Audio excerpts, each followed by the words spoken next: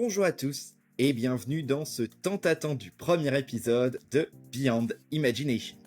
Je suis ravi de vous accueillir dans ce voyage passionnant à travers l'industrie du divertissement et du loisir.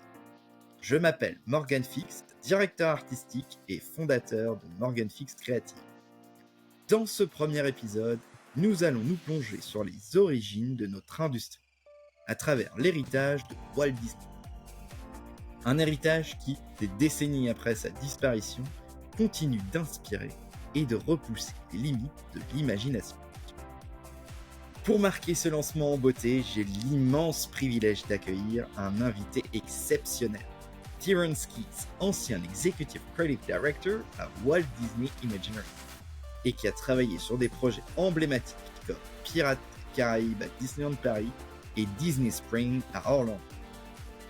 Theron est également l'auteur de How Does Disney Do That?, un livre fascinant sur les méthodes et stratégies derrière les innovations de Disney.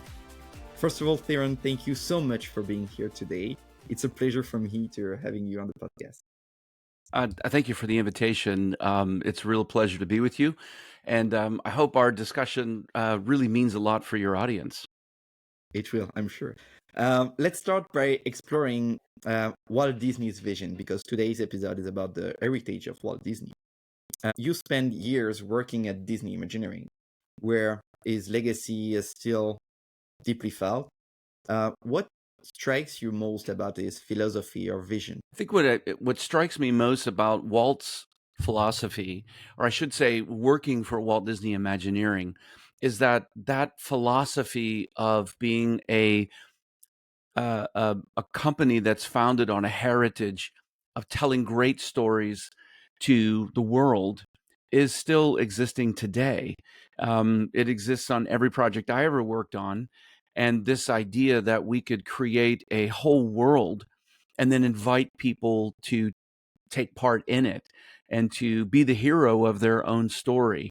That was, for me, was really a intoxicating kind of draw for a creative artist to be taking part with these dynamic teams that we all work on to create these amazing worlds. And what's great about Disney is they do it with such a high level of detail and clarity. A legacy brand like Disney, or even maybe even Universal Creative, they invest a lot, and you can, when you work for them, you can really go into a lot of detail when you create these worlds. That's exactly what I love in this industry. And but before we move forward, I would like to go back in time. After 3 years of working in the film industry, you made a significant step and working for Walt Disney Imagineering as a field director, I think, on Pirates right. of the Caribbean in Paris. And in your book, How Does Disney Do That?, you mentioned that film itself wasn't giving you what you were originally passionate about. So, what was this passion, and how did it lead you to Disney Imagineering? It's such a great question.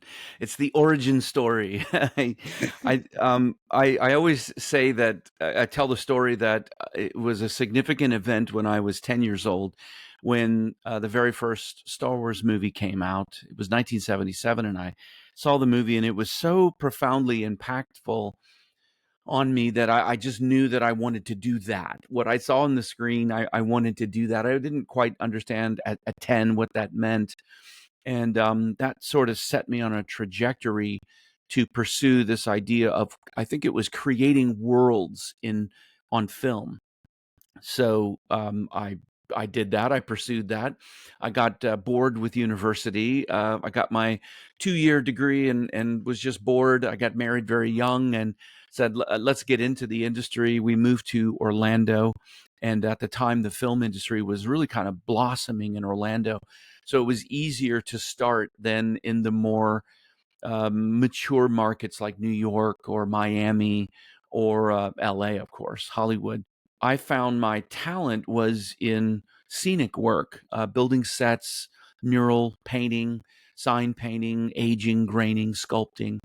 And I really enjoyed that. And as you say, it was about 3 years I was freelancing, so did a bunch of I did film and some other things as well. And I just really discovered that it just wasn't the right place for me. What I really wanted to do was to bring millions of people into to see the set that we built, right? A place where we could create whole worlds, fully developed worlds with characters and a time and a place. And the amazing thing as a designer is that they had to be built to last for decades. You know, it wasn't all this temporary material. So I think that was the big draw for me. And what I can fully understand now looking back is that that was a more satisfying application of my passion and skill, was building a world that many people could experience as well. Mm. In your view, what aspect of his vision, so Walt Disney's vision, continue to influence the industry today? Well, if you look at all of the and I did this once for a presentation I needed to do for Disney when I worked there. I was looking into all of the accomplishments of Walt Disney in his career, and but Walt has won still to this date more Academy Awards than any other individual, I think by double. I think he's in the 30 category, and I think that the closest is only 20 or so. So just the accomplishments in storytelling and film and innovation is unbelievable. And when you look at Disneyland, and you probably look across the whole spectrum of all of the different Disney resorts, attractions, rides, shows, etc., there are so many innovations. The Matterhorn, this is one that I hopefully roller coaster enthusiasts will love. The Matterhorn at Disneyland was the very first tubular steel roller coaster in the world. And now almost every roller coaster is tubular steel, right? It's just those kinds of innovations became a heritage piece for the Disney company. So every project as Imagineers, you were looking for new ways to tell stories, to break the fourth wall, to invite guests in, to give them this sense of wonder and this awe and just oh, I can't, this I can't believe it kind of experience. And so as Imagineers, that's was one of our goals, was how do you inspire that in people? And I know that was a full carryover from Walt and the heritage that he built in the company. And I can say that as a theme park enthusiast by myself, and now as a professional, it worked. It worked. Well done. So Walt Disney was always at the forefront of innovation with a rapid evolution of technology. How does Disney Imagineering integrate new technologies was staying true to the Walt Disney's vision, his original vision?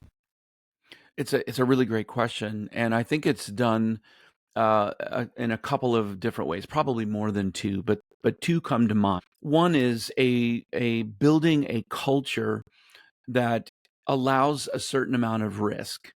And I know that changes with leadership, but I was very fortunate that the time, my 23 years with Imagineering, most of the leaders really built in this idea and created a culture at the company where you were free to explore and to be curious and to push boundaries and kind of experiment in a way.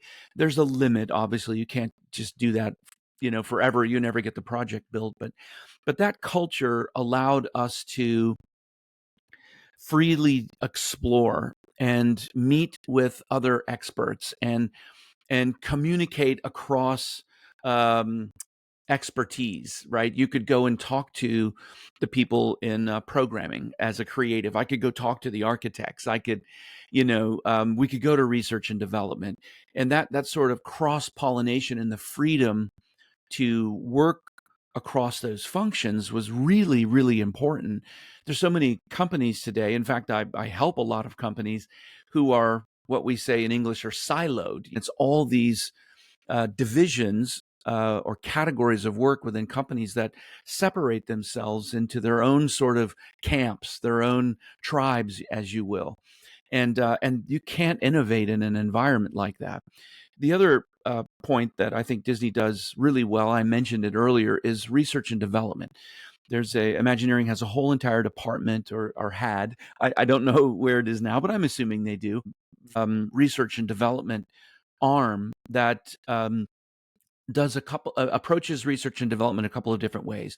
There's a program where they're researching and development really kind of blue sky. They propose what they want to research, what they want to try, and they have funding to go do that. Then they are actually a group of these individuals, these experts, are actually focused on projects that are researching and developing new technologies, new ways to do things specific to a project.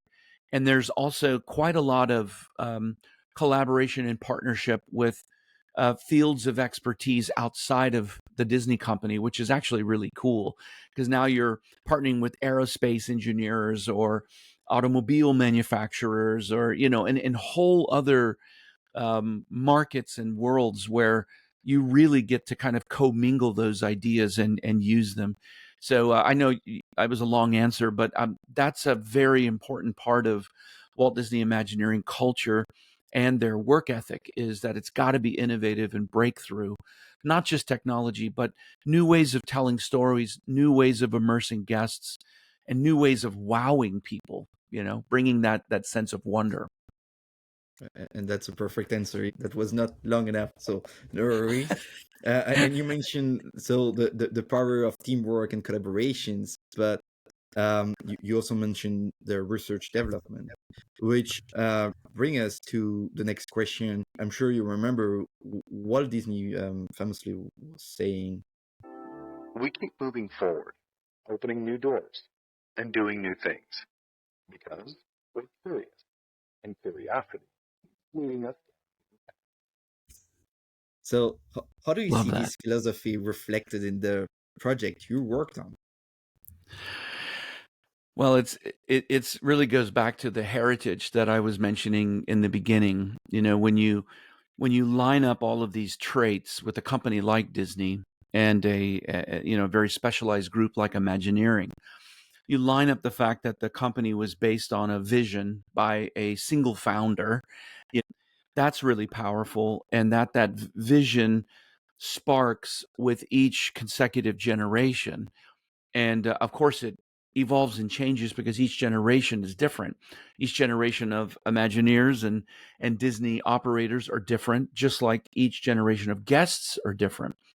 Storytelling methods change. And so that heritage has to evolve with not just the asset owners, the asset operators, the creators, like the Imagineers, but it has to all keep pace with culture and with the audience. So you combine that with this quest for doing things in an innovative and breakthrough way. Walt was right. That heritage of staying curious, of looking for solutions, for answers in uncommon places, is kind of a hallmark. For example, in blue sky meetings that I would lead, I would do something radical like invite the operator to come to blue sky, right? This was heresy in the world of creatives. Or I would invite the architecture team. Again, this is kind of heretical in the creative circles, where sometimes they have a tendency to be so puritanical about their creativity that they unknowingly reduce their pool of thinking to such a small, myopic pool of the same people for 20 or 30 years that a lot of their ideas begin to take on the shape of the last ideas. So inviting these different groups to participate, I think, really gives you the ability to break through. It just might be something that somebody says that sparks an idea in somebody else, and the next thing you know, you're riffing on this idea, and you're flowing and you're jamming where you couldn't have maybe even gotten there without that infusion of that idea. So I think there's a heritage. No, there's a heritage piece. There's a quest for innovation and just staying curious. That's one of the biggest things I always say: stay curious. And then I think there's this quest for excellence.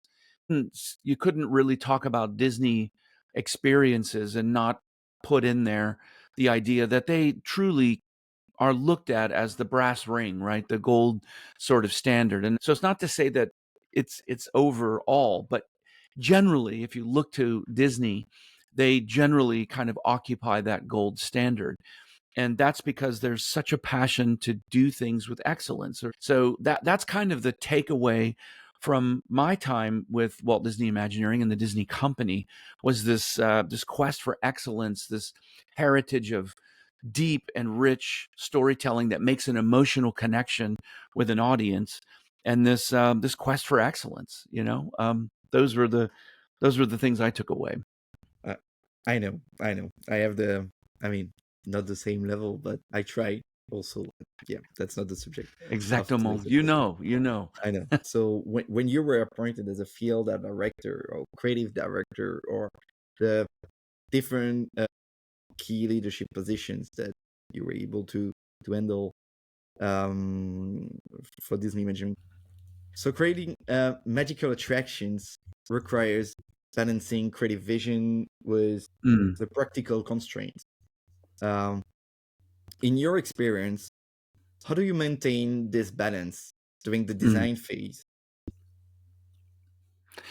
It's I think as a leader, whether you're a creative leader, a design leader, or delivery, project delivery, project management, I think that you are always in this industry going to be faced with the challenge of balance, because as a creative leader, I always looked at my responsibility as establishing the vision in the very beginning of the project, and that vision was in the beginning mostly for the client. What does the client want to achieve with their brand? Who is the client's audience? Are we building a project for teenagers, for young adults? Are we building it for the whole family? Who's the audience? And thirdly, what's the business objective, right? Everything that we do in this world is commercially viable. You don't just go in and spend 100 million, 500 million, $1 billion of a client's money and not expect it to deliver a return on that investment. And I tip my hat to any asset owner or operator that sees and understands that vision, and then furthermore invests money in that vision. I think that's really smart. They have an understanding that the guest, when they visit such a venue, is not interested in a transactional experience. What they're interested in is a transformational experience. And that could be enjoying playtime in the grass with their children or grandchildren. They paid a price to get in, and they may pay a price for food, and they may buy some retail, but the transformational experience that family of visitors may experience will go way farther than the money that the company made from their visit, because that family will come back over and over and over again. That's the key. That's the real Exactly. key. Exactly. So as a leader, when you're establishing this vision, it's not just for the client, because if we just come in and pitch a really cool creative idea, and that idea is completely divorced from the brand, the audience, or the business objectives, then that creative idea can be rejected at any point. So by having a story, an actual creative vision that encapsulates all of the solutions that a team would bring to an asset owner, a Disney, then the story becomes the mechanism, the vehicle for delivering that solution. And consequently, it also becomes the North Star for everybody on the team. I just think that's a core to my business. The practice that I use, I called narrative experience design, because I believe that's the key. Taking everything I learned at Disney and translating it to work in the rest of the world, in every economic segment of the global economy. I think that's key. Really important. And you already convinced me. So, but and so and can you describe a time when a creative concept had to be adapted due to technical reasons. We know that a few years ago we had COVID, so we saw a few projects that have been adapted. But with your experience, how did you approach this, if that happened? Well, there's some pretty famous examples from Disney. I was the executive creative director on a project called Disney Springs here in Orlando, and the basic idea was to take downtown Disney and bring it together into one cohesive property under one name and one story. And so the team, that was a 4-year project, and the team was working and at the CD levels, the construction document levels, basically where you're complete with design. Everybody puts their pencils down. The estimates are supposed to be right, and your builder is building. And in our case, there was a bunch of infrastructure work going on underground, and a lot of work was happening. Well, there was a discovery that we were $40 million over budget at CDs. So I'm very familiar with this idea of going back to the North Star, going back to the story, rallying the team around this idea, this central idea, and investigating ways to mitigate costs so that it doesn't end up in a very obvious, cut where you could walk in afterwards and go, "Ooh, I guess the team ran out of money here." So I'm one of the things that I'm very proud of that team was that we were able to mitigate the majority of that cost and still deliver a venue that is extremely successful, and you can't see any cut marks, there. You can't. I was there like again last year, and that's just a lovely place. I really love just going out, having some drinks or food. It's an incredible place. I wish we had something similar in Europe, but maybe in the future. Who knows? Who knows? Hey, Um, I'm open to work, so if any investors out there would like to create that, Morgan and I are available. exactly. I would be happy to work with you again. So that's perfect.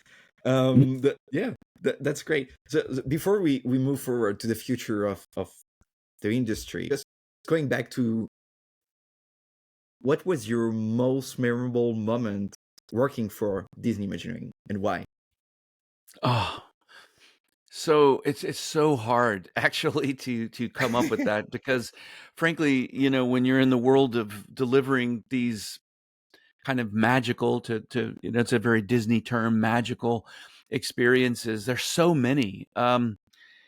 Perhaps an example that would work really well and maybe a little bit unexpected is my time as the creative director on Tower of Terror at Walt Disney Studios Paris.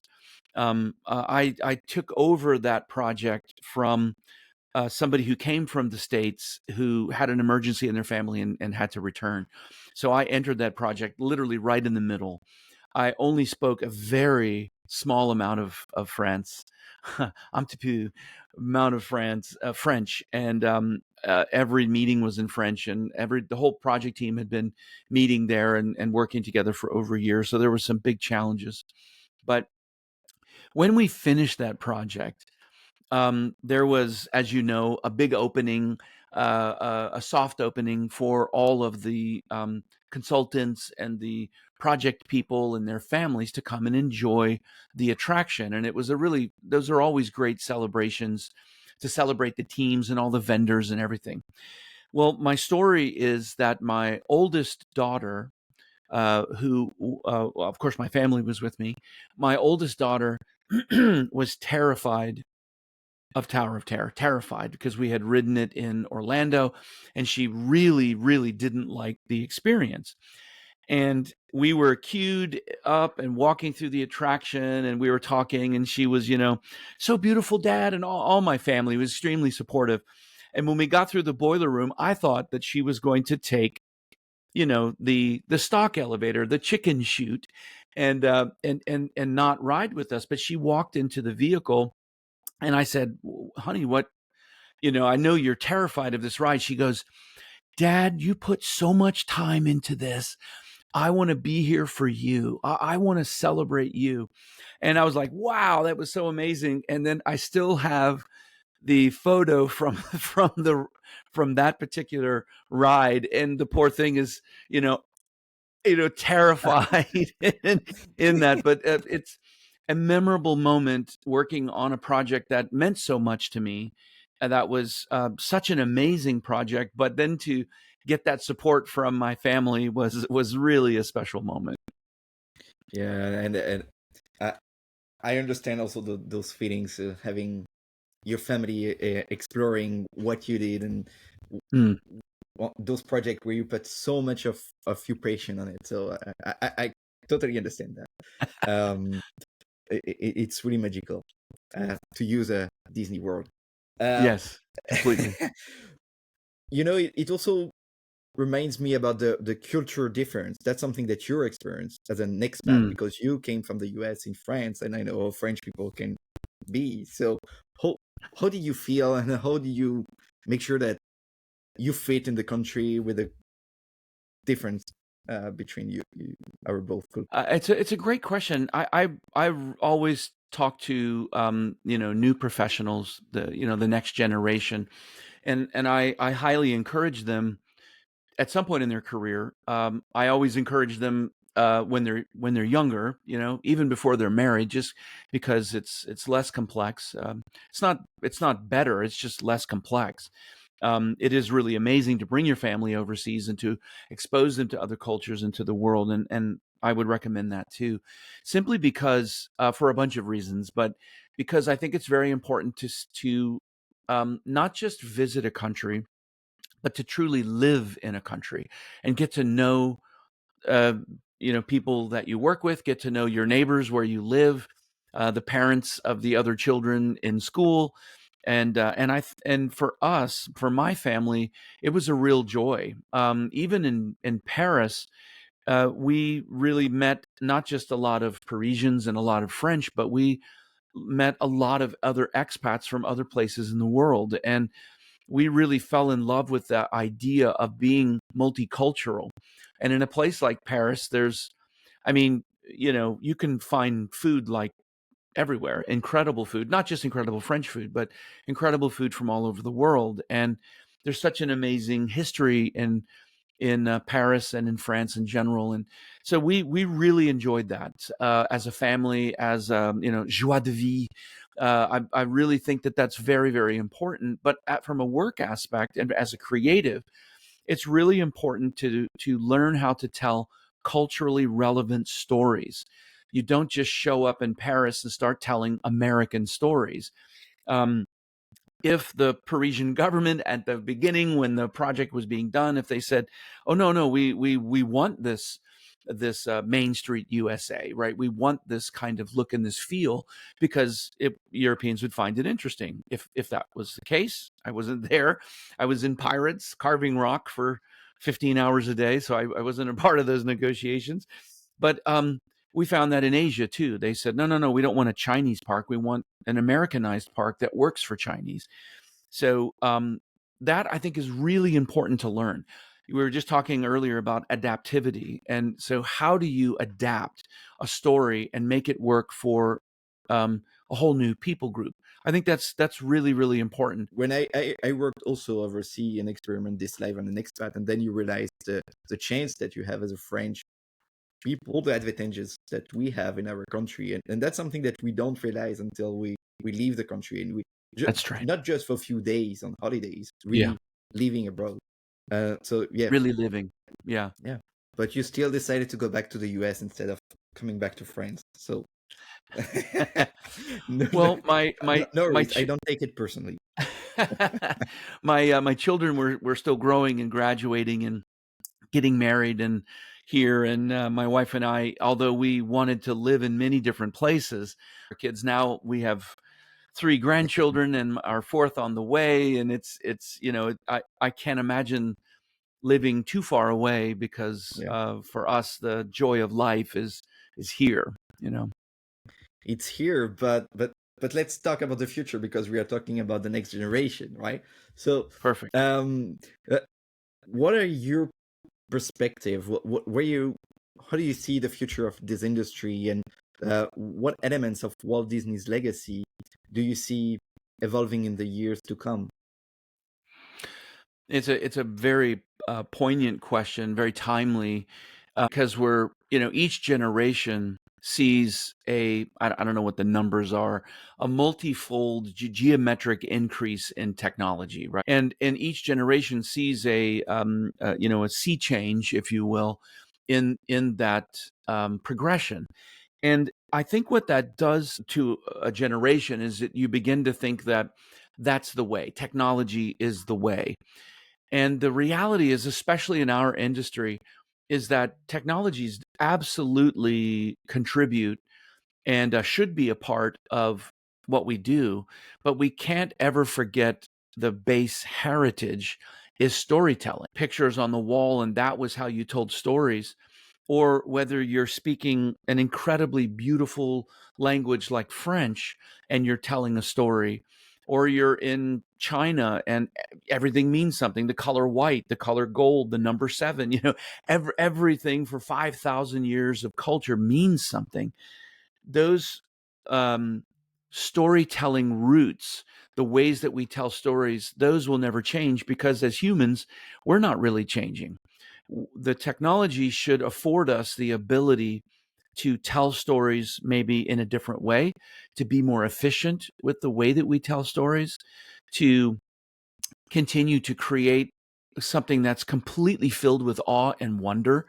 That's great. Again, as people get more sophisticated, you need to push those boundaries to really deliver something awe-inspiring.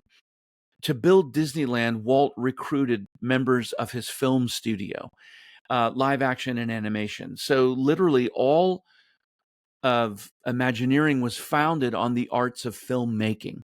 So in a sense, the whole entire genre of theme park is built and based on filmmaking. And there's some great books out there about that. Designing Disney from John Hench is one that comes to mind, because John was such a prolific filmmaker, Academy Award winner, special effects on 20,000 Leagues Under the Sea. I mean, on and on and on. And that infusion of that mindset, that way of looking at scene, time period, action, storytelling, scripting, cast, performers, just that we can't ever do away with. There is no replacement for that. It's like trying to do theater without a stage. We have to stay rooted in the foundations that work, that are the foundations of the entire industry and of the ways of telling stories. But like a grand tree or something, we need to reach for the sky for all of those new methodologies and new tools that give us the ability to deliver those foundational principles in new ways. So when you're talking about new tools, you're not mentioning AI, but I'm sure that that's something that you had in your mind. Yeah, the reason I categorize AI as a tool is because I really do think that's what it is. I think that there are likely a whole group of people that are using AI in a way that probably us regular people would say is nefarious. And then there's probably a whole bunch of people that reject the idea of technology. They're not adopters at all. And it's not just the boomers, it's just people that are like, it's too complex, or they're such a purist with their creativity. They're like, I don't want to, infect my pure creation with something that's unnatural. Somewhere in the middle is a whole group of people that are using AI as a tool. And I often tell people who are afraid that AI is going to take their job, and I often say, I really don't believe AI is going to take your job. I think people who know how to use AI will likely take your job because they will work they will be able to handle a lot greater scope of work, and they will be able to employ a tool that's only going to geometrically increase and become more efficient and better at what it does. But nobody's going to want, I don't think, sit in a movie that was completely done by AI with no human hands. I just don't think it'll be very interesting. Like using AutoCAD instead of drafting by hand, or by using Maya or Unreal Engine, right? You're not really going to be a great illustrator unless you know the basics of illustration, of how to capture light with paint or pencils or charcoal. You're not really going to be a great architect unless you understand scale and what the lead of the pencil feels like when you drag it along the vellum. All those tools were invented by the people who started drafting and thought of ways to do it faster. But they did that with all of that foundational knowledge, and that's what made them great.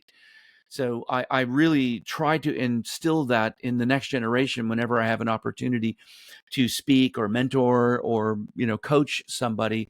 Is don't forget the foundations. You don't have to necessarily be an expert, but those foundational principles can fundamentally change you and your approach and cause you to stand out beyond those who don't exercise those principles. And those examples you mentioned, AutoCAD and those softwares, yeah, exactly. Those tools are perfect. So, and you mentioned the next generations.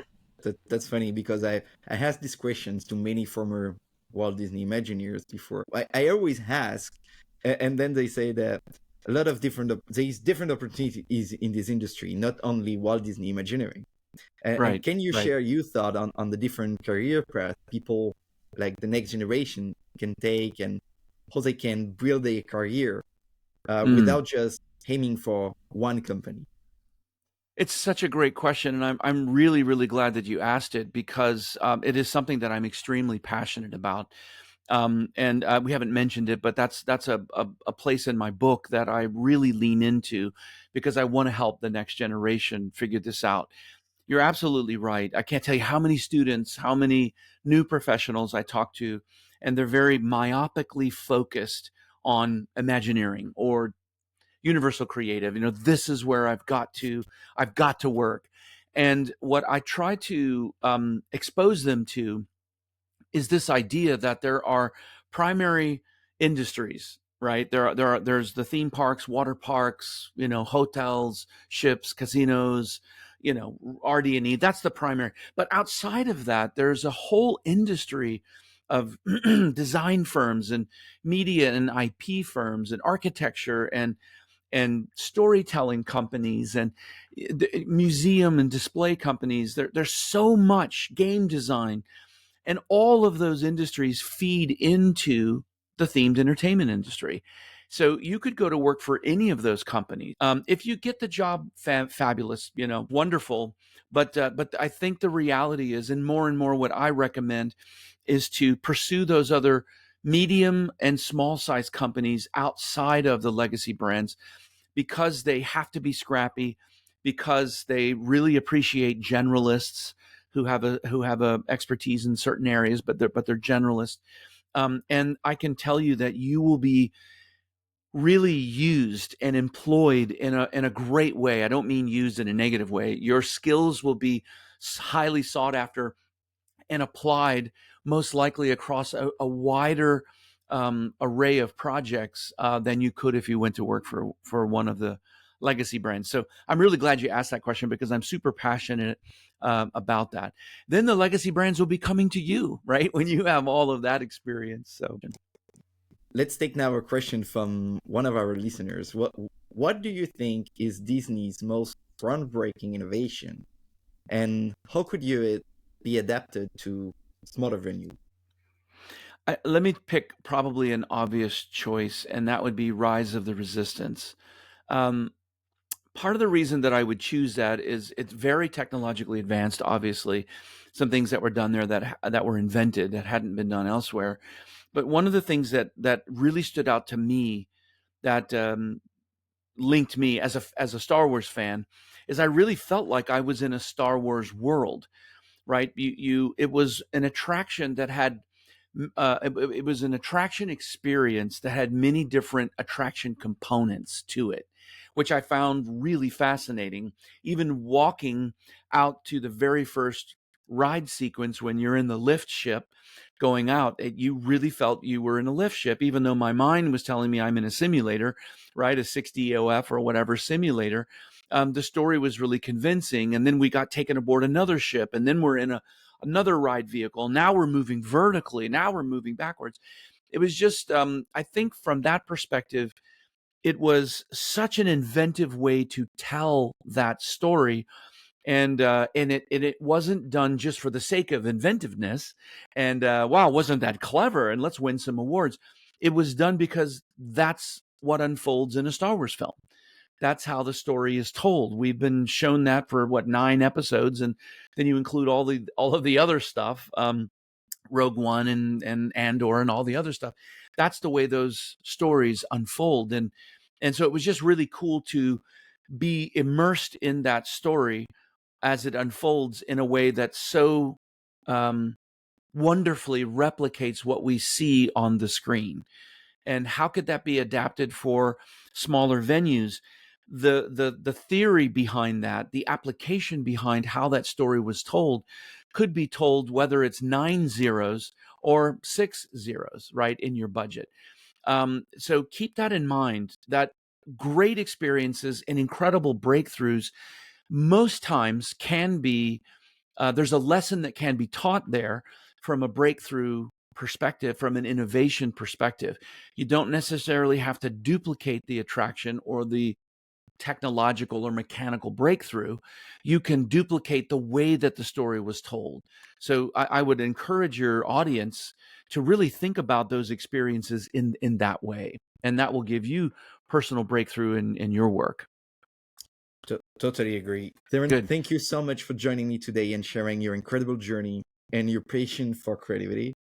It's been such a privilege to have you here on Beyond Imagination. Is there anything you would like to say to our audience before we wrap up? Well, always a pleasure to be with you. Thank you so much, Morgan. And I love the name of your podcast, and I'll be sure to follow. And I thank you to your audience for tuning in and listening. I know I'm speaking in English, and it's a shame because I did learn French, but it's not elegant enough, and I won't destroy the beauty of your language by attempting an interview such as this in French. But I know you'll translate it. And I just want to wish anybody who's new in the industry, I wish you really all the best navigating your journey. Any professional or seasoned veterans that are listening that are in the industry, I wish you all the best too. Sometimes it's very difficult to get to a place in your career and you want to navigate to a different place. If anyone wants to connect with me, probably the best way is LinkedIn. Alternatively, you could find me on my website, which is the Designer's Creative Studio. And don't forget that I have a book in pre-order, and it is created specifically for the next generation, for seasoned pros who are out there. That book is called Creating Memorable Worlds. And there's a website that is named that you can go to and check it out, see if it's right for you. And thanks for having me on, Morgan. Thank you so much, Theron. L'épisode d'aujourd'hui, je l'espère, a permis de mettre en lumière comment l'héritage de Walt Disney continue d'inspirer l'industrie du divertissement. Ses idées visionnaires, basées sur la créativité, la narration immersive et l'émotion, montrent qu'il est toujours possible de repousser les limites tout en restant fidèle à l'idée de créer des expériences humaines, profondes et mémorables. Dans notre prochain épisode, nous plongerons encore plus loin dans le thème de la créativité en accueillant Pascal Heinzelmann, un talentueux illustrateur et concept artiste.